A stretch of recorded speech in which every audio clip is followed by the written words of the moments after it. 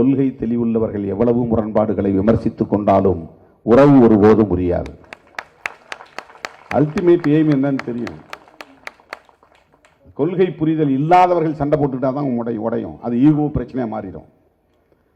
உனக்கு ideological understanding இல்லைன்னா ego இஷ்யூவா மாறிடுறது. Ideological understanding, ஒரு கொள்கை புரிதல் இருந்தால் எவ்வளவு பிரச்சனைகளையும் வெளிப்படையா பேச முடியும். பிராங்கா யாரால பேச முடியாதுன்னா ரொம்ப ஹைலி எமோஷனலா இருக்கிறவனால தான் பேச முடியாது. உணர்ச்சி வயப்படக்கூடியனால பிராங்கா பேச முடியாது, வெளிப்படையா பேச முடியாது. கொள்கை தெளிவில்லாதவனால வெளிப்படையா பேச முடியாது. கொள்கை தெளிவுள்ளவர்கள் கடுமையான முரண்பாடுகளை கூட, நுட்பமான முரண்பாடுகளை கூட வெளிப்படையாக பேச முடியும். அந்த சிக்கலை தீர்த்துக் கொள்ள முடியும். அதை கடந்து உறவை பேணி பாதுகாக்க முடியும். அந்த முதிர்ச்சி உள்ளவர்கள் ஒன்று சேர்ந்திருக்கிற அணிதான் திமுக தலைமையிலான மதசார்பற்ற முற்போக்கு கூட்டணி. அங்க போனா வாரலாமா, இங்க போனா அல்லலாமா என்று கருதக்கூடியவர்கள் இந்த கூட்டணியில் இல்லை. நாட்டையும் மக்களையும் பாதுகாக்க வேண்டும் என்கிற பார்வை உள்ளவர்கள் ஒன்று சேர்ந்திருக்கிற ஒரு கூட்டணி தான் மதசார்பற்ற முற்போக்கு கூட்டணி. அந்த கூட்டணியின் வலிமையில் ஒவ்வொரு கட்சிக்கும் பொறுப்பு இருக்கிறது என்பதைப் போல அந்த கூட்டணி பாதிக்கப்பட்டு விடக்கூடாது, சிதறிவிடக்கூடாது, அதை பாதுகாக்க வேண்டும் என்பதிலும் திருமாவளவனுக்கும் பொறுப்பு இருக்கிறது, முத்தரசன் அவர்களுக்கும் பொறுப்பு இருக்கிறது, அண்ணன் பீட்டர் அல்போன்ஸ் அவர்களுக்கும் பொறுப்பு இருக்கிறது.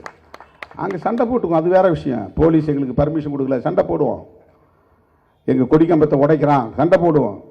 உங்களோட நாங்கள் கூட்டணியில் இருக்கிறோம், நீங்கள் ஆளுங்கட்சி, நாங்கள் தோழமை கட்சி, எங்களுக்கு இந்த மாதிரி நெருக்கடி இருக்குது அப்படின்னு நாங்கள் வெளிப்படையாக பேசுவோம். அதனால் கூட்டணி முடிச்சுக்குவோமா? எங்களுக்கு 6 போதாது, 10 வேணும், 15 வேணும் கேட்போம். நெகோசியேஷனில் நாங்கள் முடிவு பண்ணுவோம், கூட குறைய இருக்கும். இதற்காக நாங்கள் கூட்டணி உறவை முறித்துக் கொள்வோமா?